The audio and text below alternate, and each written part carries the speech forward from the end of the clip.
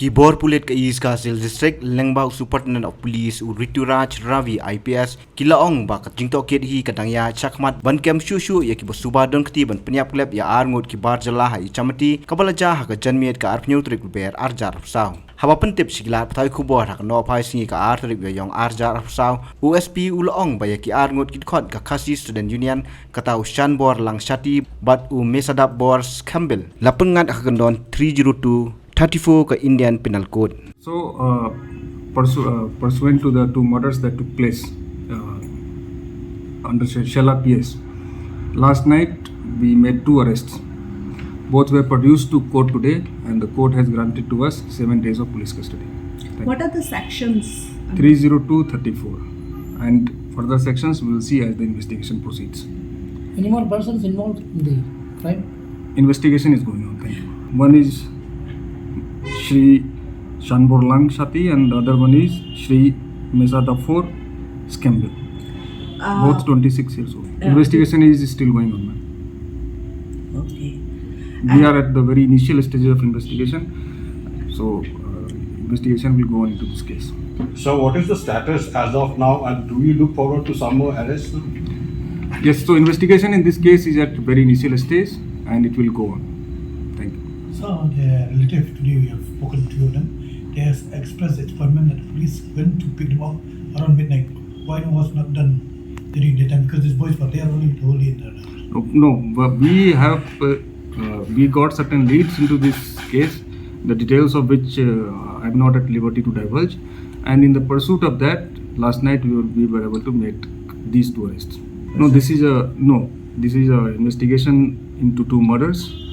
Law will take its own course. What is the situation on the Chamati? Situation is now normal, peaceful. We have deployed additional force from outside the district, both in under Shella PS jurisdiction, also in Shillong. How many companies? No, they are from Meghalaya police only, but from outside district.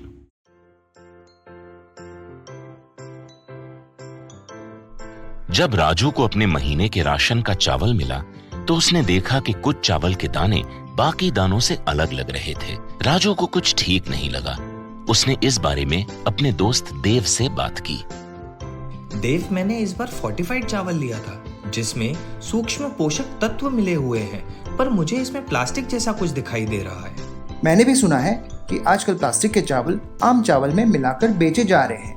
इसके बारे में मैंने एक video भी देखा है जिसमें उन्होंने चावल से बॉल बना दी थी। क्या ये सच है? अब हम इस चावल का क्या करें? राजू, आज पड़ोस में हमारे एरिया के फूड सेफ्टी ऑफिसर आए हुए हैं। चलो उनसे ही पूछते हैं। राजू और देव ने अपने एरिया के फूड सेफ्टी ऑफिसर से मिलकर इस बारे में बात की। सर देखिए, इस फोर्टिफाइड चावल में कुछ दाने अलग दिख रहे हैं। घबराइए नहीं, FSSAI के निर्देश के अनुसार चावल में सूक्ष्म पोषक तत्वों को सही मात्रा में मिलाया जा रहा है। इन्हें कहते हैं फोर्टिफाइड चावल। फोर्टिफाइड चावल के दाने चावल का पाउडर और सूक्ष्म पोषक तत्व जैसे विटामिन B12, फॉलिक एसिड और आयरन को सही मात्रा में मिलाकर बनाए जाते हैं। फिर इन्हें आम चावल के साथ 1 दाना प्रति 100 दाने के अनुपात में मिलाया जाता है। अच्छा, पर ये बॉल जैसा क्यों हो जाता है?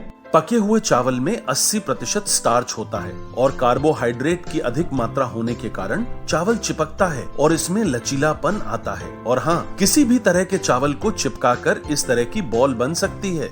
ये तो आपने बिल्कुल सही बात बताई सर, लेकिन क्या फोर्टिफाइड चावल के रख रखाव और पकाने के तरीके में कोई फर्क होता है? जी नहीं, फोर्टिफाइड चावल के रख रखाव, स्वाद और पकाने की विधि आम चावल जैसी ही होती है। हमें फोर्टिफाइड चावल को अपने रोजाना के खाने में प्रयोग करना चाहिए ताकि हमें और हमारे परिवार को सही पोषण मिल सके। इसके साथ साथ सभी चावल उत्पादकों को भी फोर्टिफाइड चावल उपलब्ध करवाने चाहिए ताकि हम सब इससे स्वास्थ्य लाभ ले सकें। आपने तो हमारी आंखें ही खोल दी। अब हम अपने और अपने परिवार के लिए फोर्टिफाइड चावल ही लाएंगे। Food safety and standards authority of India द्वारा जनहित में जारी।